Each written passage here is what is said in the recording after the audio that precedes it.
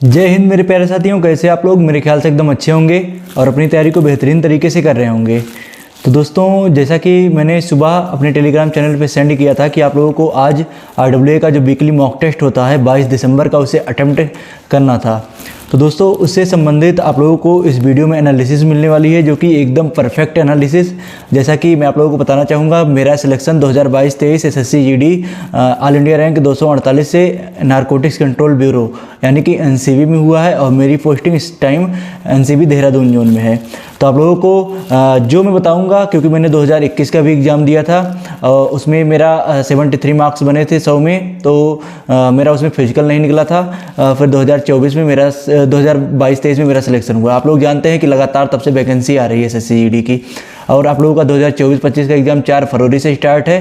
तो आप लोगों के पास अब बहुत ज़्यादा टाइम नहीं बचा है। मेरे ख्याल से 9 दिन बचे हैं आप लोगों को दिसंबर में। 31, 9, 40, 4, 44 दिन आप लोगों के पास 44 डेज, और आप लोगों को पढ़ने के लिए समझिए सिर्फ 40 दिन बचे हैं। तो आप लोगों को आप लोगों के लिए एकदम परफेक्ट एनालिसिस करने वाला हूँ। सबसे पहले मैं आप लोगों की शुरुआत करूँगा हिंदी से, जो कि हिंदी मुझे कुछ नया देखने को मिला जो RWA का मॉक टेस्ट आया था। जैसा कि इसमें आप लोगों को लिंग देखने को मिला, उसके बाद आप लोगों का संज्ञा से क्वेश्चंस आए, क्रिया से क्वेश्चंस आए, और फिर आप लोगों का विशेषण भी पूछा गया इसमें। तो कुछ अलग चीज़ें मुझे देखने को मिली, जो कि सामान्यतः पिछले साल मतलब काल भी इसमें देखने को मिला, जो कि भविष्य काल से पूछा गया था, जो कि पिछले कुछ वर्षों में जो 2021, 22, 23 इन सब के एग्ज़ाम हुए, उसमें काल से, लिंग से संबंधित क्वेश्चंस नहीं पूछे गए थे। संज्ञा से और क्रिया से शायद क्वेश्चन पूछे गए थे उससे। तो आप लोगों को अब मैं बताता हूँ किस किस टॉपिक से क्वेश्चन पूछे गए, आप लोगों को कैसे पढ़ाई करनी है इसकी। शुद्ध वर्तनी, गलत वर्तनी। एक क्वेश्चन शुद्ध वर्तनी से आया था, एक क्वेश्चन आया था आप लोगों का गलत वर्तनी से। मतलब वर्तनी से रिलेटेड आप लोगों के एग्जाम में 2 क्वेश्चन पूछे गए थे। तो आप लोग सामान्यतः अगर आप लोगों के पास लूसेंट बुक हो या आदित्य पब्लिकेशन की बुक हो, आप लोग दोनों में से किसी से भी अगर पढ़ाई कर लेंगे तो आप लोगों का नंबर अच्छा खासा आ जाएगा SSC GD में। इसके बाद दोस्तों तत्सम भी इसमें नया देखने को मिला, क्योंकि तत्सम आप लोग प्रीवियस ईयर के क्वेश्चंस उठा के देख लीजिएगा। आप लोगों को टेक्स्ट बुक पर आप लोगों को प्रीवियस ईयर के हिंदी के अलग अलग सेशनल मिल जाएंगे। आप लोग वहाँ से जाके 3-4 सालों का आप लोग अटेम्प्ट कीजिए, आप लोगों को पता चल जाएगा कि कौन से टॉपिक किस किस साल पूछे गए हैं। तो इसमें बंदर का पूछा गया था, जिसका कि तत्सम होता है वानर। इसके बाद त्रुटि से, मतलब त्रुटि जो वाक्यों में रहता है उनसे संबंधित एक क्वेश्चन आप लोगों का पूछा गया था। विलोम शब्द, जैसा कि हमेशा आता है, विलोम शब्द से भी पूछा गया था। अंगीकार आया था इसमें। इसके बाद पर्यायवाची शब्द से एक क्वेश्चन तो एकदम सीधे पूछा गया था, एक क्वेश्चन थोड़ा अर्थ टाइप का पूछा गया था कि इसमें कौन सा इसका सटीक अर्थ है। तो आप लोग मान सकते हैं कि पर्यायवाची से 2 शब्द आप लोगों से पूछा गया था। उसके बाद वाक्यांशों के लिए एक शब्द से एक क्वेश्चन आया था। मुहावरे में एक रंग लाना आया था, पर्यायवाची मुहावरा, वो भी आप लोगों का एक क्वेश्चन पूछा गया था। रिक्त स्थान से आप लोगों का एक क्वेश्चन तो सिंपल पूछा गया था। उसके बाद गद्यांश में जो रिक्त स्थान पूर्ण किया जाता है, उससे 5 क्वेश्चन आप लोगों के एग्जाम में आए थे। इसके बाद दोस्तों संज्ञा से एक क्वेश्चन, जो कि भाववाचक संज्ञा से पूछा गया था।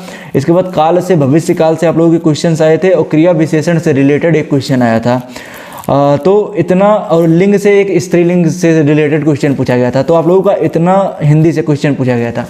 आप लोगों को मैं बेसिकली बताता हूँ, आप लोगों को मैं एक प्लेलिस्ट सेंड कर दूंगा अपने टेलीग्राम चैनल पर। आप लोग अगर मेरे टेलीग्राम चैनल से अभी नहीं जुड़े हैं तो टेलीग्राम चैनल से आपको जल्द से जल्द जुड़ जाना है। आप लोगों को वहाँ से मैं हिंदी के फ्री प्लेलिस्ट भेज दूंगा, आप लोग उससे पढ़ लीजिएगा, आप लोगों का सिलेक्शन हो जाएगा। कुछ मेन टॉपिक जैसे संज्ञा से पूछा जाएगा और लिंग से पूछा जाएगा, इसका मैं अलग से आप लोगों को सेंड कर दूंगा वीडियो, आप लोग उससे पढ़ लीजिएगा। और आप लोगों को आदित्य पब्लिकेशन का बुक पढ़ना है, उससे 100% आप लोगों का सिलेक्शन श्योर हो जाएगा।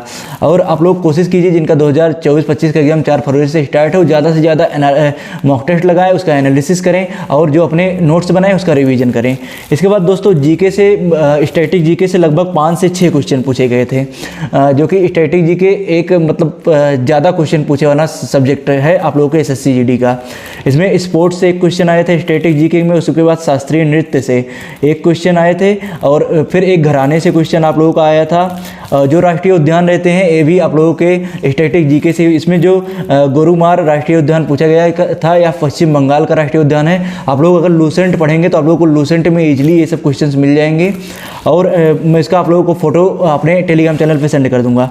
जियोग्राफी से 3 क्वेश्चन पूछे गए थे, जो कि डायरेक्टली नहीं पूछे गए थे, डायरेक्टली 1 या 2 क्वेश्चन पूछे गए थे, जो कि मेरे ख्याल से सबसे बड़ा क्षेत्रफल एरिया मतलब पूछा गया था एक राज्य का, इससे संबंधित था आप लोगों के। इसके बाद हिस्ट्री से 2 या 3 क्वेश्चन पूछे गए थे, जो कि महाजनपद से एक क्वेश्चन, एक सल्तनत काल से क्वेश्चन पूछा गया था, एक कोई अदर क्वेश्चन था।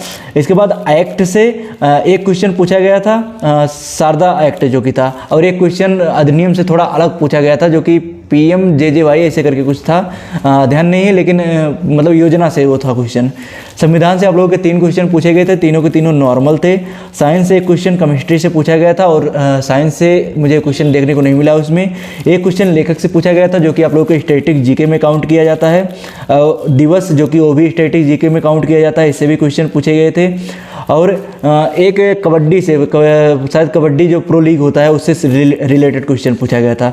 इसके बाद आप लोगों का करंट अफेयर्स से एक क्वेश्चन मात्र आया था, जो कि इंडेक्स से मतलब सूचकांक से पूछा गया था। तो आप लोग सूचकांक, उसके बाद जो युद्ध होते हैं उन सबको आप लोगों को अच्छे तरीके से तैयार कर लेना है। उसके बाद जो नियुक्तियां रहती हैं, मैं आप लोगों को टॉपिक वाइज बता दूंगा करंट अफेयर्स का, वीडियो के माध्यम से, शॉर्ट के माध्यम से भी और फुल वीडियो के माध्यम से भी आप लोग उसके बेस पे तैयार कर लीजिएगा।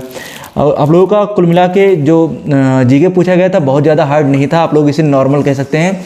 इसके बाद दोस्तों आप लोगों का रीजनिंग तो हमेशा की तरह नॉर्मल ही रहता है। रीजनिंग सबसे अच्छा मतलब स्कोरिंग सब्जेक्ट है, इसमें आप लोग लगभग 20 में 20 बहुत आराम से ले आ सकते हैं।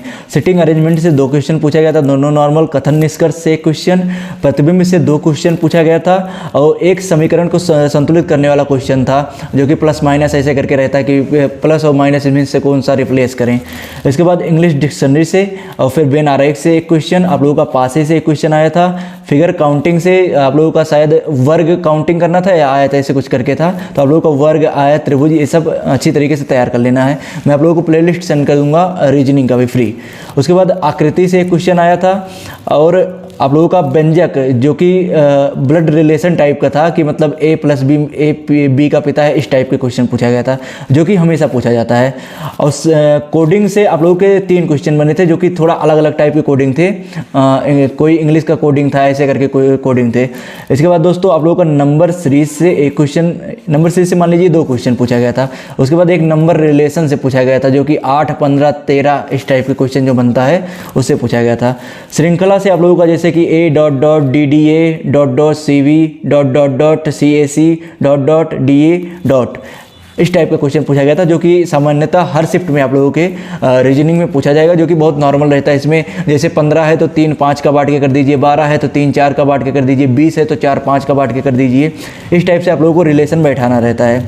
तो फिगर काउंटिंग से 1 क्वेश्चन था, और आकृति से भी 1 क्वेश्चन था। तो आप लोगों का रीजनिंग बहुत ही नॉर्मल था।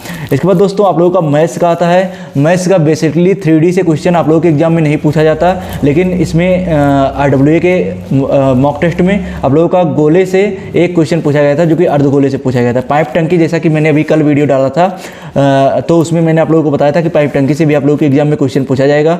अनुपात समानुपात से 2 क्वेश्चन पूछे गए थे। नंबर सिस्टम से भी कभी कभी क्वेश्चन आप लोगों के एग्जाम में पूछा जाता है, लेकिन नॉर्मली क्वेश्चन नहीं आते उससे। इसमें जैसे शेषफल से संबंधित क्वेश्चन आ गया था। और कार्य और समय से पिछले में मैंने बताया था, उससे कोई क्वेश्चन आया था। 2D में मैंने आप लोगों को बताया था कि 2D से लगभग फार्मूला बेस्ड क्वेश्चन पूछे जाते हैं, तो इसमें आयत से क्वेश्चन पूछा गया था।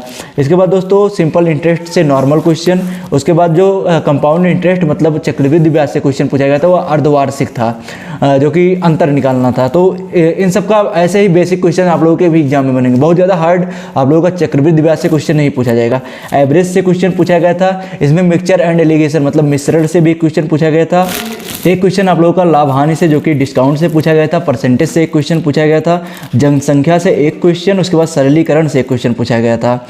और एक पुलिस चोर टाइप का क्वेश्चन पूछा गया था। और फिर चाल दूरी से, मतलब ट्रेन से नहीं आया था, लेकिन चाल दूरी से वैसे रिलेशन करके एक क्वेश्चन आया था। तो मैथ ओवरऑल 4-5 क्वेश्चन थे, लेकिन लगभग मैथ भी नॉर्मल था।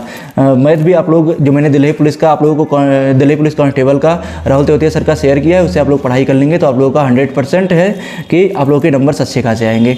तो दोस्तों ओवरऑल आप लोगों को एनालिसिस जरूर करना है आज के मॉक टेस्ट का, और आप लोग कमेंट करिएगा कि आप लोगों का स्कोर क्या रहा। इसी तरीके से मैं दिल्ली पुलिस कांस्टेबल का भी और RPF RRB NTPC का भी आप लोगों को एनालिसिस लेकर आऊँगा। मिलते हैं नेक्स्ट वीक में दोस्तों RWA के SSC GD मॉक टेस्ट के साथ। जय हिंद दोस्तों।